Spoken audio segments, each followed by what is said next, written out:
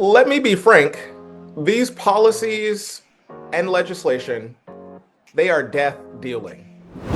That's Reverend Don Abram, founder of Toward Pride, formerly known as Pride in the Pews. His organization just wrapped up a 3-year study with Southern Illinois University, Edwardsville, tracking what happens when Black churches are given the tools to talk openly about HIV and LGBTQ plus inclusion. What they found is hard data on a subject most congregations still won't say out loud. I would love it if you could put in context what has happened over the last 2 years and what is this study about and how does it affect the community? Well, we began the work of partnering with Black faith communities around LGBTQ plus inclusion because we fundamentally believed that there were a constituency within the Black church that was dedicated to improving the material lives of Black LGBTQ plus communities, but they didn't quite know how to do it. Or where to begin, or even what questions to ask. So we embarked on this audacious experiment where we would partner with Black faith communities across the country, selecting 10 to 12 churches every year for 3 years, working with them and alongside them to change policies, practices, and procedures within their local communities that affirmed LGBTQ plus folks. And so our program, it was a 3-year program that brought in over 60 different churches and impacted more than 3,200 congregants. And we brought them together, gave them tools, resources, and a community, a learning community. And we journeyed with each of these cohorts over the course of 12 months. We brought in some qualified qualitative researchers from Southern Illinois University to actually assess the efficacy of our programming, to see if we were in fact right, that Black faith communities were interested in advancing LGBTQ plus inclusion, and with the proper tools and resourcing and guidance, they would move in that direction. And what the Southern Illinois University study proved is that we were right. This audacious experiment, this gamble, actually paid off. We found that congregations that worked with us saw an average of a 28% increase. Let me pause and say that again, a 28% increase in the adoption of affirming policies and practices. Here's why that's important. Because in the work that we do, we understand that religion is in fact a social determinant of health for Black LGBTQ plus communities. And how Black faith communities orient around our communities quite literally impacts our health outcomes. And so while that 28% may feel abstract, may feel difficult to put your hands around, you can see that as a life being saved, as someone not questioning whether or not they should exist. I wanted you to get into this FHIV program and how I guess they're measuring a church's movement from antagonizing to advocate and Yes. what changed inside congregations that helped them move to from antagonizing to an advocate. I'd be happy to. So we know, as I mentioned, that religion is a social determinant of health, and we see that clearly evidenced through the HIV epidemic. And many folks think that HIV has been eradicated, that it is no longer an issue facing Black communities, but the data shows us that's wrong. And in fact, Black communities are disproportionately impacted by HIV. And what we are now seeing is that Black women are half of new HIV diagnoses. So that means that if we are truly interested in tackling this epidemic, we have to partner with churches, right? Which are primarily comprised of our aunties and our grandmas and our cousins, right? Who are impacted. And so we said the way we tackle this issue is by partnering with faith communities. And we did exactly that through the Faith, HIV, and AIDS Advocacy Fellowship. This fellowship invited churches, particularly in the South, where we see a concentration and rise of HIV diagnoses, to partner with us to tackle this epidemic.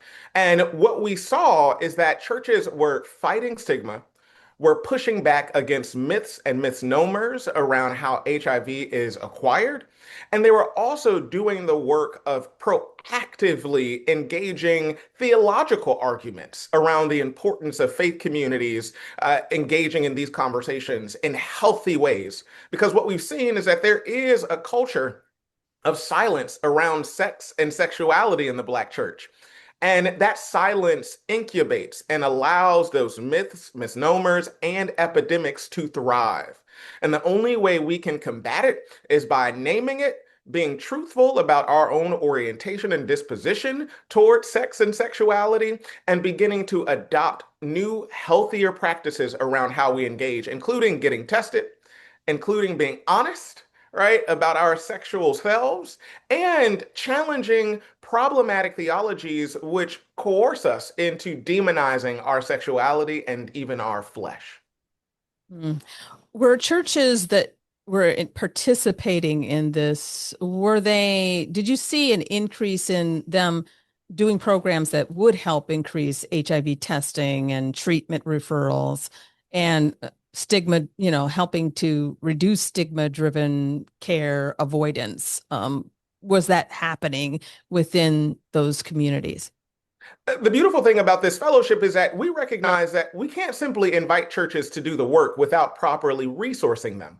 And so every single faith community we partner with receive a $4,000 grant. This is a general operating grant for you to actually launch a project that tackles the HIV epidemic. And so what we actually saw, it was incredible, were churches partnering with federally qualified health centers, churches launching social media campaigns to combat misinformation and disinformation.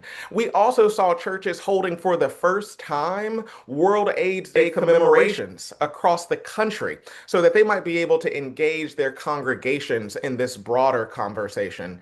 And what we also saw was a real attempt, an effort, right, to actually combat homophobic and transphobic theologies that are often perpetuated in Black churches. Because, as you may know, if you are talking about HIV, inherently, you are also going to bring up the topic and conversation of sexuality, particularly queer and trans identities. And so many pastors are unwilling to engage the conversation because they don't want to actually talk about LGBTQ plus communities. But we found that our fellows were doing the exact opposite. They said, let's have this conversation head on. Let's build learning communities around it. Let's create book clubs. Let's bring in leading theologians from academic universities across the country, and let's build our own approach, right, to this work. Hmm. I'm wondering, because of what I've been reading, is that funding for things like HIV help for like testing and for medications and things like that, that help federally has been kind of thwarted in some sense. Did you find that during the time that you were doing the study that getting those kind of funds, or perhaps you didn't do it, it didn't happen during the study, but you're finding it now? Yes, absolutely. And so during the time of the Faith HIV and AIDS Advocacy Fellowship, we actually saw an increase in anti-LGBTQ plus legislation across the country. And that legislation ultimately led to what we are seeing now, which is a dismantling of the broader social safety net for Black LGBTQ plus communities.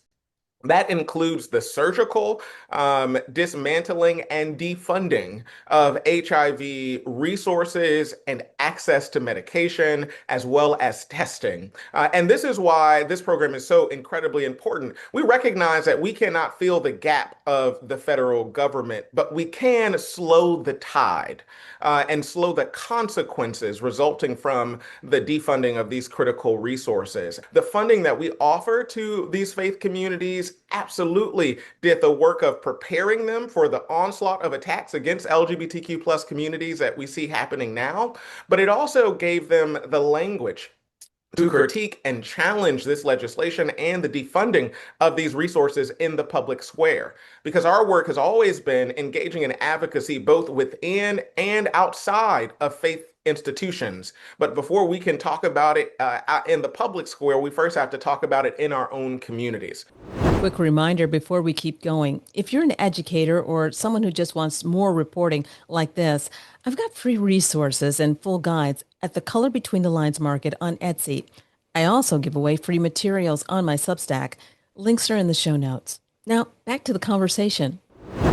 And what kind of impact is that going to have on the community as well as those who are connected to the community, as you said, that many Black women are affected by this as well, you know?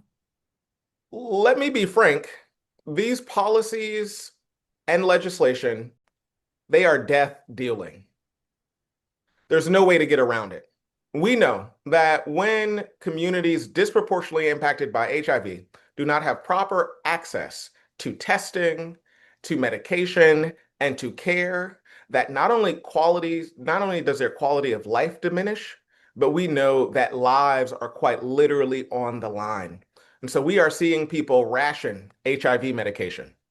We are seeing people discontinue care because they cannot afford to stay in care and see their doctor. But what we are also seeing is a shying away, right, of these life-saving technologies, medical technologies, because people know that these are bills they can't afford, doctors they cannot see. And so the stigma and shame is rising. That being coupled with a lack of access to critical health care creates a crisis. And so, in your opinion, based on the study, what are the next steps that communities need to take into account to make things better for the community? First and foremost, we have to be willing to listen and learn. We know that there are many, many communities that have not had honest conversations about the ways in which HIV is impacting Black communities. They have not had honest conversations around sex and sexuality. And so that means that there's a lot of learning that needs to happen. And so if you are thinking about beginning this work, engaging this work, first, listen and learn. But second, don't stop there, act. Think about ways that you might be able to partner with federally qualified health centers, partner with LGBTQ plus organizations providing testing and discounted or free resources for your congregations. And last but certainly not least, engage on the front lines. Call your legislature, call your senator, call your congressperson. Actively engage and get your voice in this fight. We know that the only way that we can at least stem the tide on the dismantling of the social safety net is if everyone engages in public advocacy and make clear that we won't stand for the constant attacks against folks in our community, but more importantly, attacks against equitable access to healthcare. For those who may want to read more about your report or get involved, where do they go? I invite you to follow us on Instagram and Facebook at Toward Pride. And you can also visit our website at www.towardpride.org. We'd be delighted to have you as a part of this community and are eager to share resources that we have available. That's Reverend Don Abram, founder of Toward Pride, formerly Pride in the Pews. If this conversation moved you, please hit subscribe for free and check the show notes for links for the full study and ways you can get involved. Remember, your story matters, and so does the work he's doing. I'll see you next time.